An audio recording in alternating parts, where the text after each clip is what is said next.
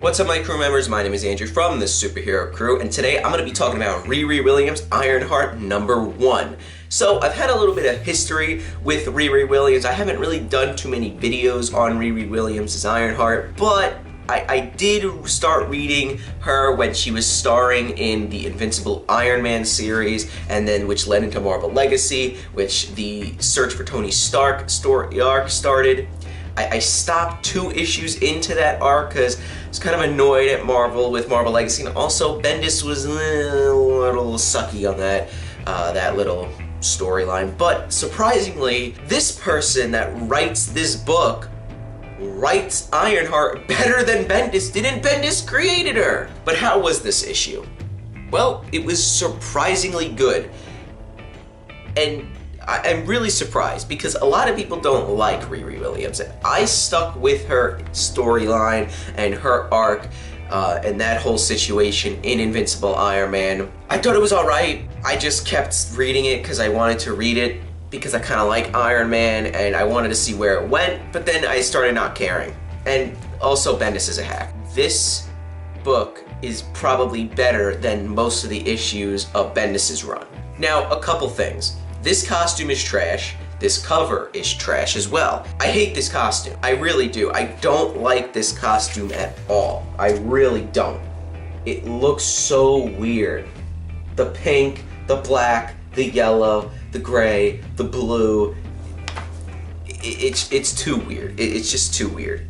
So, Ironheart is basically flying through the skies, there's some dialogue and whatever. She goes back to MIT, and there's these people from, what are they, like the UN basically, or something? Oh, they're just basically VIP, so I guess they're just very important people. So Riri kind of gives them a tour of her lab in MIT, and there's a laser blaster that goes off, and she's like, alright, well, you guys gotta get out anyway, because you guys are touching my crap.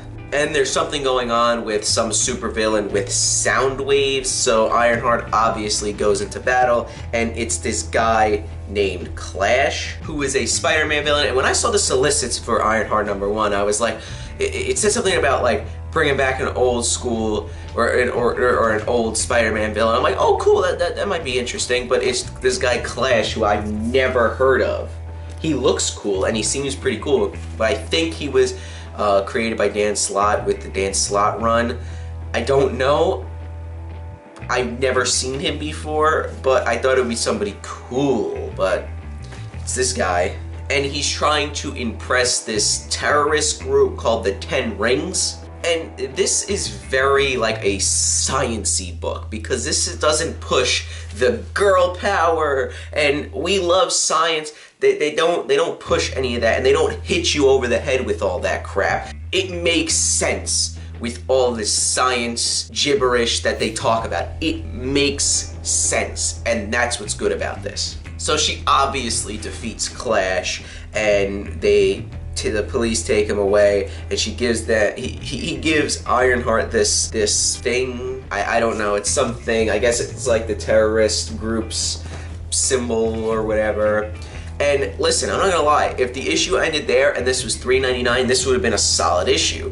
But we also get some exposition, kind of, and about this guy, her old neighbor from Chicago. And they basically have a talk, and obviously they're trying to set up some like romantic thing going on. And then at the end, we see Natalie, which is her friend who died in the drive-by with her stepdad, as the AI. How the hell did that happen?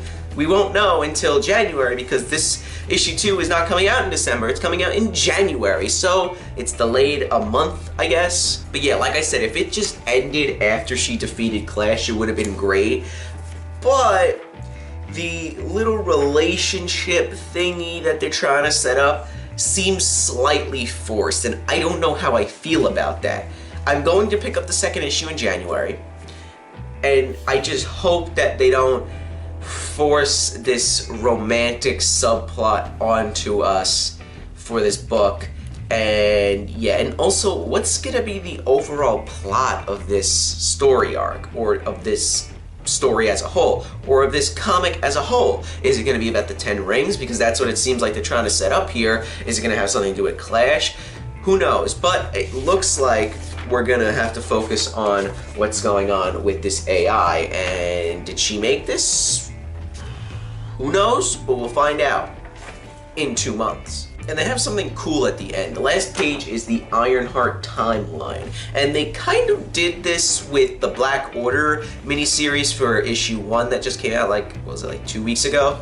Where they say, if you want more about the Black Order, you could start off with reading Infinity and then going on to Avengers No Surrender. This is interesting, and I like this a lot, how they did this. They should definitely do this more often. But as you can see, they have, so you got to read this Invincible Iron Man 9 through 14, then you have to read 1 through 11, which is the reboot thingy, and then you gotta read 593 to 600, which is the whole, I have 1 through 11 and I think 593 and 594. Then Secret Empire Uprising #1, where Black Widow uses Ironheart and like I think the Champions as like a strike team, and then some issues of the Champions 19 through 27, and then Infinity Countdown Champions 1 through 2.